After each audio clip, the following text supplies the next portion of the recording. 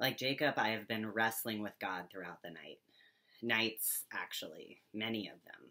And in some ways, been wrestling for many, many years. But in new ways since February, when the United Methodist Church reasserted its commitment to anti-LGBTQ discrimination. Deep wrestling. Can I bring myself to climb the steps, to kneel, to be ordained under the blessing of the United Methodist Church? How can I? How can I not? But how can I? So much wrestling.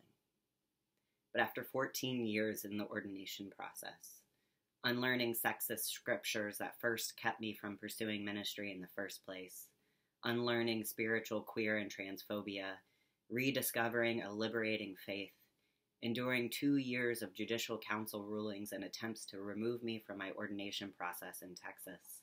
So many assertions from people in power that this would never happen.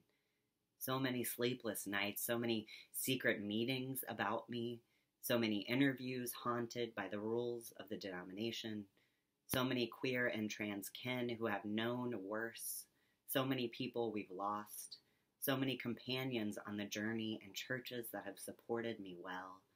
I cannot stop short of seeing this through, of letting God's sustaining hand guide me all the way to the completion of this process.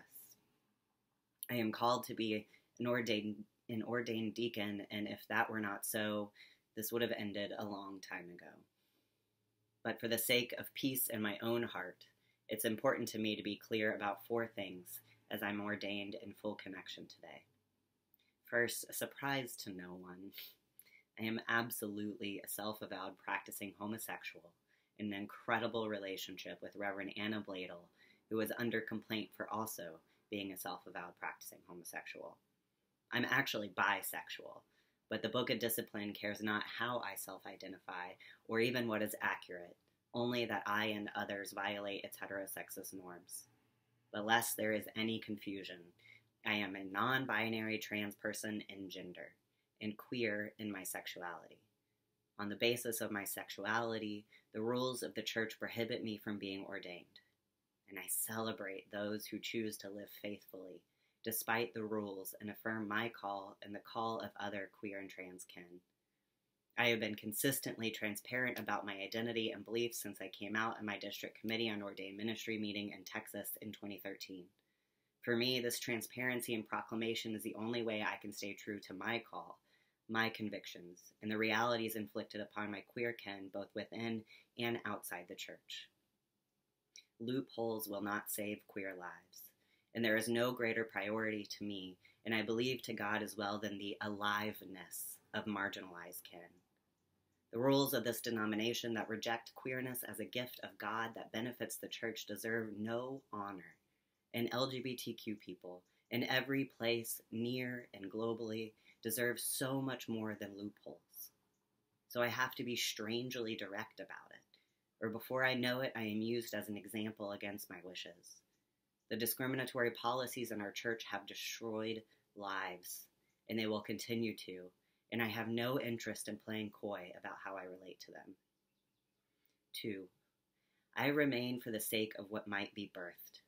Just 2 weeks ago, I was at the Our Movement Forward Summit in a room full of hundreds of United Methodists, not only committed to, but hungry, desperate, willing to do the work for the possibility of something new, something we can build together, something that this aching world could benefit from, something with the uniting foundation of the belief in the good news that sets the captives free and liberates the oppressed.